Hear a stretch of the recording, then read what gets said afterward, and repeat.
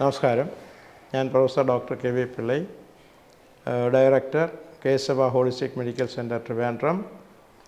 ഞാൻ ഇന്ന് പറയാൻ പോകുന്നത് ഒരു ഇൻട്രസ്റ്റിംഗ് സബ്ജക്റ്റാണ്. അത് മെഡിക്കൽ സബ്ജക്റ്റ് ആണെങ്കിൽ തന്നെ എന്നാൽ മെഡിക്കൽ സബ്ജക്റ്റാണ് താനും. ഈ സാത്താനിക്, അതായത് സാത്താൻ സേവ, അതായത് നമ്മൾ പിശാചിനെ സേവിക്കുമെന്ന് നമുക്ക് പറയാം. ദൈവത്തെ വിശ്വസിക്കുന്നത് പോലെ തന്നെ സാത്താനെയും, അത് ബൈബിളിൽ പറയുന്നുണ്ട്. ദൈവം ചെയ്യുന്നത് പോലെ തന്നെ സാത്താൻ എല്ലാം ചെയ്യാൻ സാധിക്കും. അതും കറക്റ്റാണ്. എന്ന് പറഞ്ഞാൽ നമ്മൾ സംഗതി ഇതാണ്: ഒന്ന് പോസിറ്റീവ് തിങ്കിങ്, ഒന്ന് അതിൻ്റെ ഓപ്പോസിറ്റ് നെഗറ്റീവ്. അപ്പോൾ ഇപ്പം ചുരുക്കി പറഞ്ഞു കഴിഞ്ഞാൽ നമ്മുടെ ഇപ്പോൾ ഈ വേൾഡ് മുഴുക്കയും സാത്താനിക് വേൾഡെന്ന് തന്നെ പറയാം. കാരണം ഈ സമനില തെറ്റിയ ആളുകളാണ് ഏറ്റവും കൂടുതൽ ഇപ്പം നമുക്കുള്ളത്, നമ്മുടെ സമൂഹത്തിലുള്ളത് തന്നെ. ഇപ്പം ആത്മഹത്യാ സെൻറ്റൻസി, അതായത് ആങ്സൈറ്റി, ഡിപ്രഷൻ, വറി, ഇതെല്ലാം ഉണ്ടാകുന്നുണ്ട്. ഇതിൻ്റെ കാരണം എന്ന് പറഞ്ഞു കഴിഞ്ഞാൽ നോർമലായിട്ട് തിങ്ക് ചെയ്യാത്തതുണ്ട്. അപ്പോൾ ഈ സാത്താൻ സേവ എന്ന് പറഞ്ഞു കഴിഞ്ഞാൽ ഈ ഒരു കൂട്ടം ആളുകൾ പണ്ടിത് ആദ്യം ഈ സാത്താനിക് വേൾഡുണ്ട് പിന്നെ സേവ ഉണ്ടാകുന്നത് നമ്മുടെ ഈ പുരാതന ഇന്ത്യയിലും എല്ലാം ഉണ്ടെങ്കിൽ തന്നെയും അഡ്വാൻസായിട്ട് ഇപ്പോൾ റീസെൻ്റായിട്ട് വന്നിട്ടുള്ള യു എസ് എയിലാണ്. അപ്പോൾ ഞാൻ യു എസ് എ ഈ ഇവർക്ക് ടെമ്പിൾ അല്ലെങ്കിൽ ചർച്ച് എന്നവർ പറയും. സാത്താനിക് ടെമ്പിൾ എന്നാണ് അവർ പറയുന്നത്. അപ്പോൾ ചില സാത്താനിക് ചർച്ച്. അപ്പോൾ ഇവർ നമ്മുടെ ഈ മറ്റ് ലോകവുമായിട്ട് യാതൊരു ബന്ധവുമില്ല. അവർ എൻ്റെ അടുത്ത് വരാൻ കാരണം, എൻ്റെ ക്ലിനിക്ക് ചിക്കാഗോയിലാണ്, അമേരിക്കയിലായി. അപ്പം അവിടുന്ന് ഈ വർഷങ്ങൾക്ക് മുമ്പ്, ഒരു 10-30 വർഷങ്ങൾക്ക് മുമ്പ് എൻ്റെ ക്ലിനിക്കിൽ ഇങ്ങനെ 2 പേര് വന്നു. അപ്പോൾ ഈ അവരുടെ ഡ്രസ്സൊക്കെ കണ്ടു കഴിഞ്ഞാൽ തന്നെ നമുക്ക് പേടിയാവും. അതിൽ അവരുപയോഗിക്കുന്നത് അവൻ്റെ ഈ അഘോരി സ്വാമിമാരെ പോലെ പിന്നെ അഘോരികളായിട്ട് നമുക്ക് ഇവർ കമ്പയർ ചെയ്യാൻ ഒക്കത്തില്ല. അത് മറ്റൊരു രീതിയാണ്. ഇവർ ഉപയോഗിക്കുന്നത്, ഇവരുടെ കയ്യിൽ ഉപയോഗിക്കുന്നത്, മാല ഉപയോഗിക്കുന്നത് ഈ തലയോട്ടിയുടെ രൂപത്തിലുള്ള പ്ലാസ്റ്റിക് മാലകളാണ്. പിന്നെ അതുപോലെ വളകൾ, പിന്നെ അതുപോലെ തലപ്പാവ്, ഇതെല്ലാം. പക്ഷേ ഒരു സൊസൈറ്റി വരുമ്പോഴത്തേക്ക് അവരുടെ ഡ്രസ്സ് മാത്രം മാറ്റത്തില്ല, ഇതെല്ലാം ഇടും. ഇതെല്ലാം അടിയിലിട്ടേക്കും. വെളിയിൽ വരുമ്പോഴത്തേക്ക് പിന്നെ ഈ കറുത്ത ഡ്രസ്സ് അവർ ഉപയോഗിക്കും. അപ്പോൾ എന്നെ ഒരു ദിവസം അവരുടെ ഇതിൽ എന്നെ ക്ഷണിച്ച് ഞാൻ അവിടെ പോയി കഴിഞ്ഞിട്ട് നമ്മൾ കണ്ടു കഴിഞ്ഞാൽ നമുക്ക് ഭയാനകമായിരിക്കും. കൂടാരം പോലുള്ള ഒരു സ്ഥലമാണ് അവർ വെച്ചിരിക്കുന്നത്.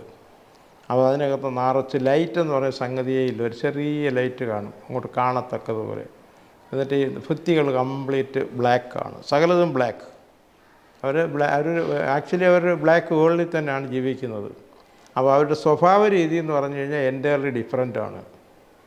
അപ്പോൾ അതിൽ ആണുമുണ്ട് പെണ്ണുമുണ്ട്. അവർക്ക് അങ്ങനെ ആണെന്നോ പെണ്ണെന്നോ ഒന്നുമില്ല. അപ്പോൾ നമ്മൾ ഈ പറയത്തില്ലേ ഗേ എന്ന് പറയുന്നതും ലെസ്ബിയൻ. ഗേ എന്ന് പറഞ്ഞു കഴിഞ്ഞാൽ ആണുങ്ങളെ കല്യാണം കഴിക്കുന്നത് ഇപ്പം പല രാജ്യങ്ങളും നിയമമാക്കിയിട്ടുണ്ട്. സ്ത്രീകൾക്ക് സ്ത്രീകളെ കഴിക്കാം. ഇതവർ വർഷങ്ങൾക്ക് മുമ്പേ ആചരിച്ചു വരുന്നതാണ്.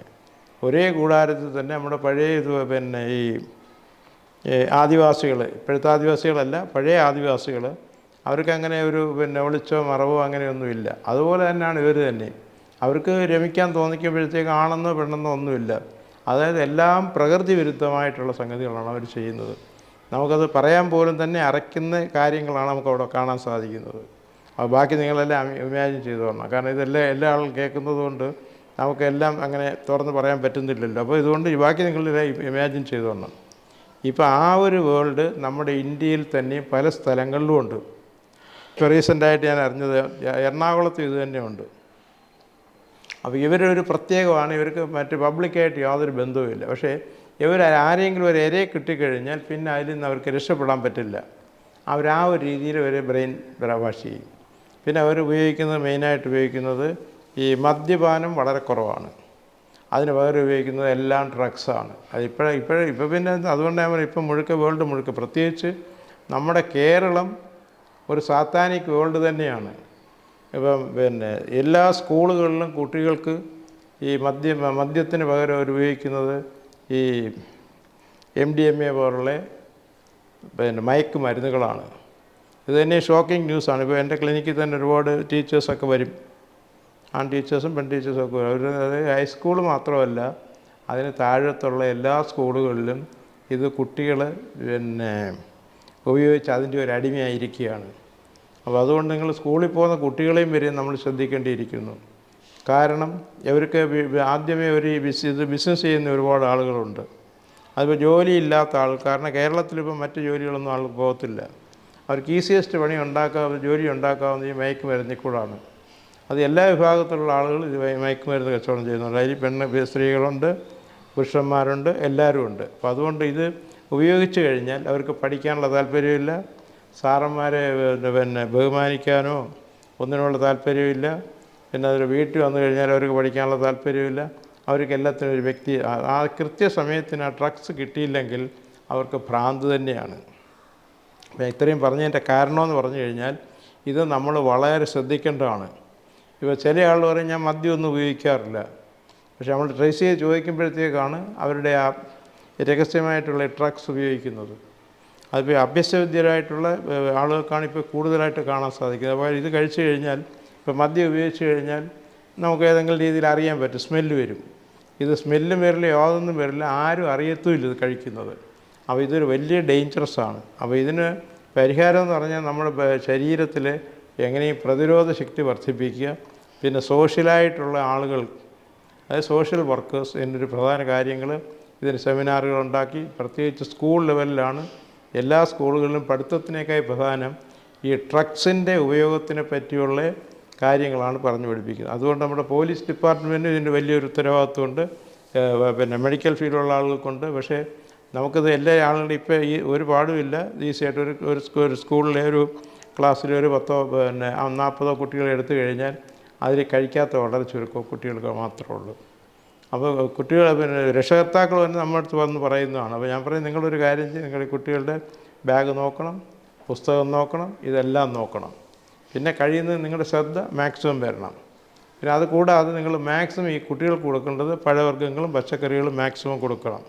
അത് തന്നെയല്ല ഇപ്പോഴത്തെ ഈ വിദ്യാഭ്യാസ സിസ്റ്റം അനുസരിച്ച് അവർക്ക് ഉറങ്ങാൻ സമയമില്ല, കളിക്കാൻ സമയമില്ല, മറ്റ് എൻ്റർടൈൻമെൻറ്റ്സ് ഒന്നുമില്ല. അതുകൊണ്ട് ഒരിക്കൽ ഇത് കിട്ടിക്കഴിഞ്ഞാൽ പിന്നെ ജീവിതാവസാനം അവർക്കിത് വേണമെന്ന് പറയും. അപ്പോൾ ഞാൻ ഇത്രയൊക്കെ പറഞ്ഞെങ്കിൽ തന്നെ ഞാൻ മെയിനായിട്ട് എൻ്റെ സെൻറ്ററിൽ ചെയ്യുന്നത് ബൈപ്പാസ് സർജറി ഒഴിവാക്കുക, ആൻജിയോപ്ലാസ്റ്റി ഒഴിവാക്കുക, ഈവൻ ആൻജിയോഗ്രാം വരെ ഒഴിവാക്കുക.